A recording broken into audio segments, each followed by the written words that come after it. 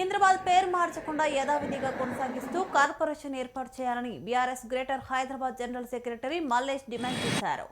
లష్కర్ను కనుమరుగు చేసే ప్రయత్నం చేస్తే ఊరుకునే ప్రసక్తి లేదని హెచ్చరించారు.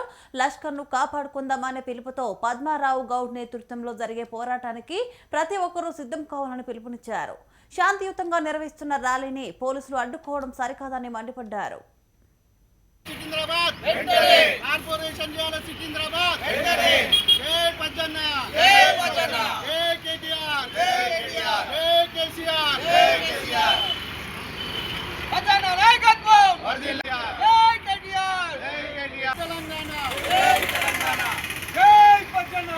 ఈరోజు సికింద్రాబాద్ ఎమ్మెల్యే గారు పచ్చన్న ఆదేశాల మేరకు సికింద్రాబాద్ కార్పొరేషన్ ఏర్పాటు చేయాలని శాంతియుతంగా ర్యాలీ నిర్వహిస్తుంటే అక్రమ అరెస్టులు చేసి శాంతియుత ర్యాలీని కూడా చేయకుండా నిర్బంధించడం చాలా బాధాకరం. ఈ రేవంత్ రెడ్డి గారి సర్కార్ పాలనలో శాంతియుత ర్యాలీ కూడా ఆస్కారం లేకుండా పోయింది.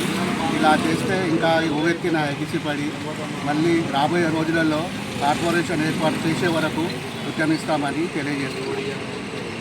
ఇప్పుడు లష్కర్ అంటేనే సికింద్రాబాద్, ఉజ్వని, మంగళమ్మ, సికింద్రాబాద్ అంటేనే రైల్వే స్టేషన్.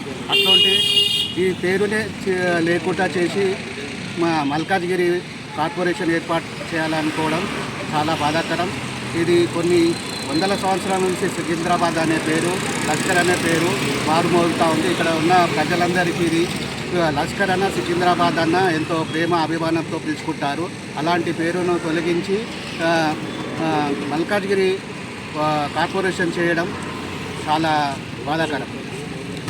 ఇదే మూమెంట్ తోటి భారీ ఎత్తున రాబోయే రోజులలో ఇంకా ఉద్యమిస్తాం. ఎన్ని కేసులు పెట్టినా ఎన్ని చేసినా కార్పొరేషన్ ఏర్పాటయ్యే వరకు ఉద్యమిస్తామని తెలియజేస్తున్నాం. ఈరోజు